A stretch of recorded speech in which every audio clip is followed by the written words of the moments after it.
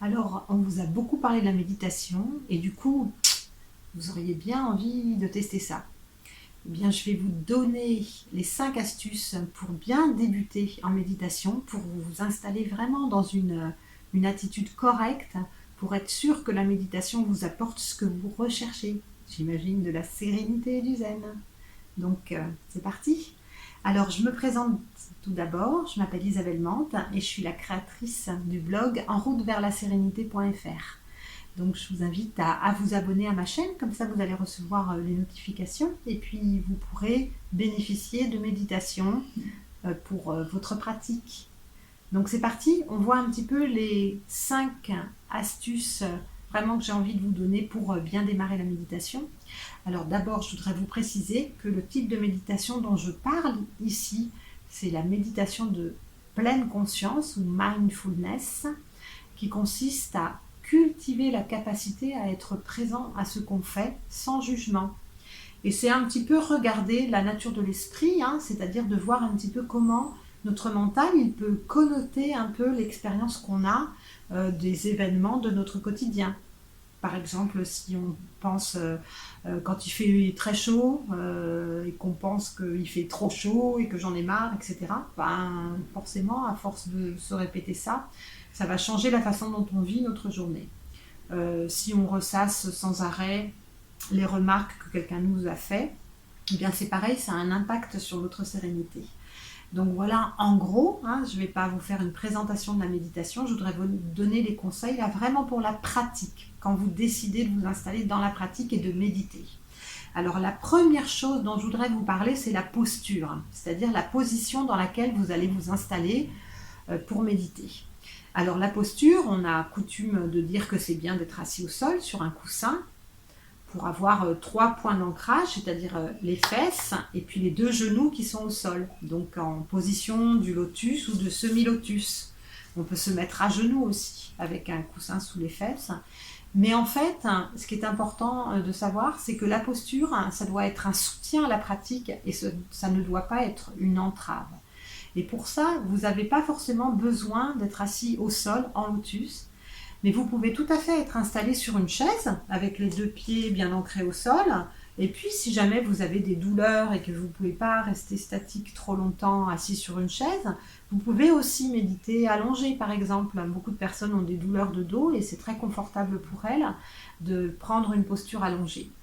Le seul inconvénient quand on est allongé, c'est qu'on risque de s'endormir. Donc pour ça, il faut vérifier que vous ne soyez pas trop fatigué au moment que vous faites votre pratique. Et puis si vous avez tendance à vous endormir, il faut peut-être changer de position. Mais la position que vous avez, elle doit vous aider à être, je dirais, engagé au niveau du corps. C'est pour ça qu'on dit qu'on doit avoir le dos redressé, le menton un petit peu rentré, parce qu'elle doit vous aider à être attentif. Mais ça ne doit pas être une entrave qui vous donne des douleurs dans le corps, par exemple, ou qui fait que si vous êtes complètement détendu, du coup, vous vous endormez complètement. Donc voilà un petit point sur la posture, parce qu'il y a beaucoup d'idées fausses qui consistent à penser qu'il faut absolument avoir une posture particulière. Je dirais que quand on débute, on cherche un petit peu sa posture, donc ne vous inquiétez pas pour ça. Ensuite, la deuxième chose qui est vraiment, vraiment, vraiment, vraiment très importante, c'est que dans la pleine conscience, on est dans l'accueil de ce qui est là, et donc certainement que vous allez au début avoir beaucoup d'attentes par rapport à votre pratique. Et donc la deuxième astuce, c'est de s'installer dans la méditation en n'ayant pas du tout d'attente. Je vous explique. Vous rentrez du travail et vous voilà stressé. Vous avez passé une journée exécrable.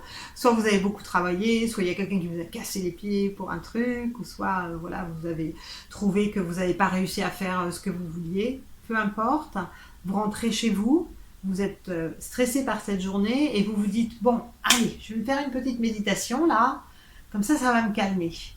Et donc vous allez vous asseoir et vous allez avoir dans votre mental, même si vous ne vous le dites pas, vous allez certainement avoir inconsciemment l'intention de vous calmer. Bon, allez, je vais méditer pour me calmer. Et en fait, vous n'êtes pas du tout en train d'accueillir ce qui est présent dans l'instant présent, parce que vous n'êtes pas calme en ce moment. Peut-être vous serez calme tout à l'heure, mais là, en ce moment, vous êtes stressé.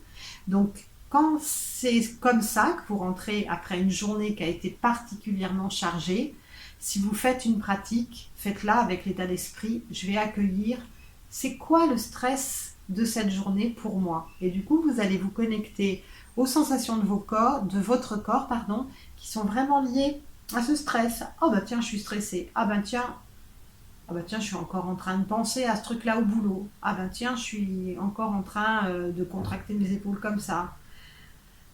Ah tiens, je sens que j'ai encore envie de bouger, comme si j'étais encore dans l'action. De vraiment d'accueillir ce qui est là. Juste de constater ce qui est là, que vous avez du stress et comment ça se manifeste pour vous dans le corps, au niveau du corps et du mental.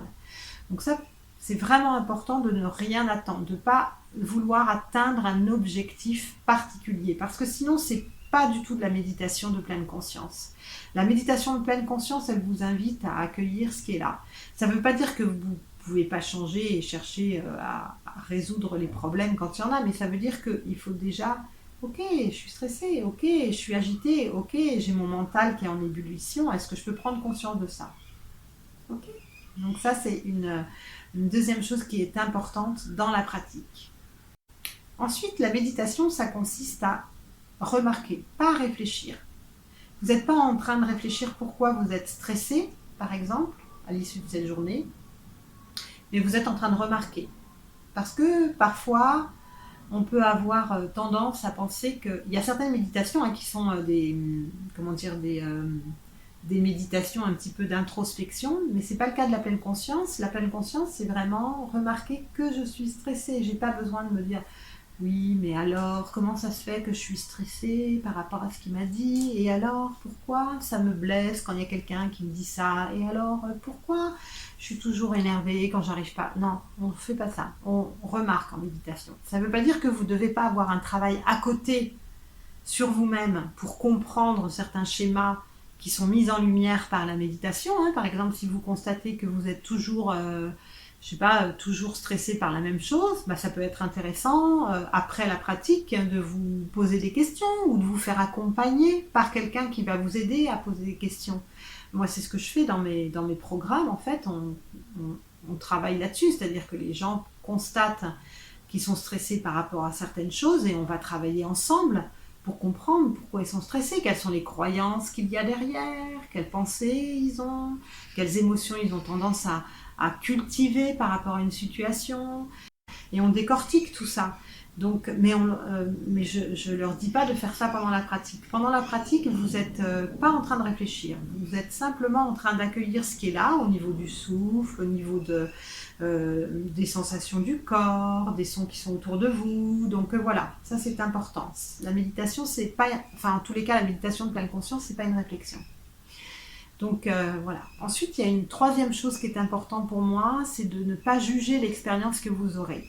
Par exemple, si vous êtes en méditation et que vous remarquez que vous avez beaucoup de pensées, vous n'avez pas à avoir de jugement sur le fait que vous avez beaucoup de pensées. Ok. Ça, c'est festival de pensées en ce moment-là pendant ma pratique. Ah tiens, j'arrive pas à relâcher mon corps là. Pourquoi? Ah tiens, j'arrête pas de gigoter pendant la pratique. Et vous n'avez pas besoin de vous juger par rapport à ça. Et vous n'avez pas besoin de vous juger si vous avez des pensées désagréables. Il faut vraiment ne pas juger, juste remarquer. Donc ça, c'est important. Parce que le jugement, vraiment, ça nous éloigne de l'expérience. Donc j'en parlerai plus tard dans d'autres vidéos pour vous expliquer les attitudes qu'on cultive naturellement grâce à la pleine conscience, et le non-jugement en fait partie. Mais là, je ne vais pas trop m'étendre, mais juste de vous dire que quand vous vous installez dans la pratique, ne commencez pas à juger quand vous avez l'impression que votre pratique, elle n'est pas bien. Beaucoup de personnes me disent, à l'issue de mes cours, puisque je donne des cours de méditation, certaines personnes me disent ah non, mais là, j'ai complètement raté ma méditation. On ne rate pas de méditation. On ne peut pas rater. Jamais. La méditation, ça consiste simplement à être conscient de ce qui est là. Donc, vous pouvez simplement être conscient que vous avez eu beaucoup de pensées. Et si vous vous dites à la fin de votre pratique, j'ai eu beaucoup de pensées, ça veut dire que vous l'avez remarqué plusieurs fois pendant la pratique de méditation. Donc ça veut dire que vous étiez en train de prendre conscience de ça. Donc vous n'étiez pas à côté de la pratique, vous étiez dedans. Donc, il ne faut pas vous juger et il n'y a pas de méditation ratée. Il y a des méditations où bah, il y a beaucoup de pensées, il y a des méditations où il y a beaucoup d'agitation, beaucoup de jugements, et il ne faut pas se juger sur les jugements, ne pas se juger s'il y a beaucoup de pensées ou beaucoup d'agitation. Donc ça, c'est important. Et, et la dernière chose que je voudrais vous inciter à faire quand vous vous installez pour votre pratique, c'est de vous dire que euh, vous devenez un explorateur de la nature de votre esprit, de la nature de vos comportements, de ce que vous faites, de ce que vous racontez. Et donc, soyez curieux. Installez-vous en vous disant un petit peu comme si vous vous disiez: ah, qu'est-ce que je vais découvrir sur moi? Qu'est-ce que je vais découvrir sur le type de pensée? Euh, Et justement, dans la pratique elle-même, au cœur de votre pratique, là, quand vous êtes en train de méditer, que vous êtes conscient de votre souffle, conscient de votre corps, soyez curieux. Qu'est-ce que je sens vraiment là dans mon corps? Qu'est-ce que je sens dans mon souffle? Qu'est-ce que j'entends? Quels sont les sons que j'entends quand je me connecte aux sons autour de moi, les yeux fermés? Peut-être qu'il y a des sons qui sont plus souvent là, que je perçois plus, et puis finalement, tiens, il y en a d'autres aussi qui apparaissent, et puis il y a des sons qui se superposent. Ayez cet esprit de curiosité, en fait. Ça va vous permettre d'être toujours dans l'instant présent. Tiens, qu'est-ce que je remarque? Qu'est-ce que je remarque? Qu'est-ce que je remarque? Curieux, ouvert. Voilà. Donc voilà ces 5 astuces pour vraiment démarrer avec une attitude et un état d'esprit qui va vous permettre de vous engager correctement dans la pratique. J'espère que vous allez apprécier de découvrir, et puis vous pouvez regarder cette vidéo plusieurs fois hein, pour, si vous ne vous rappelez pas, la regarder régulièrement, comme ça au fur et à mesure de votre pratique, vous allez me dire: ah tiens, elle m'a parlé de, elle m'a parlé de cet aspect d'attendre, et en fait il me semble bien qu'à la dernière méditation que j'ai faite, ben, peut-être j'étais un petit peu dans l'attente. Tiens, c'est rigolo, c'est amusant, et ne vous jugez pas si c'est le cas. Donc voilà, si vous voulez essayer la méditation avec moi et bénéficier de cours en ligne, eh bien, je vous invite de me laisser un petit message dans les commentaires en me disant: je suis intéressée par les cours en ligne, et puis voilà, de me contacter aussi via mon adresse mail par exemple. Donc mon adresse mail, c'est contact en route vers la sérénité.fr, en route vers la sérénité.fr. Vous m'envoyez un petit message pour me dire que vous avez envie de venir tester un cours avec moi, parce que je vous permettrai de tester 1 ou 2 cours avec moi, ça vous voyez si ça vous plaît. Et puis, n'oubliez pas de vous abonner, de partager si vous connaissez des personnes qui se lancent dans la pratique et qui ont besoin de conseils pour commencer. Et puis, et bien sur la chaîne, vous allez déjà trouver quelques pratiques pour vous installer justement dans la méditation pour commencer. Et puis, je vais en mettre régulièrement. Donc du coup, je vous dis à bientôt pour une prochaine méditation. Ciao, ciao!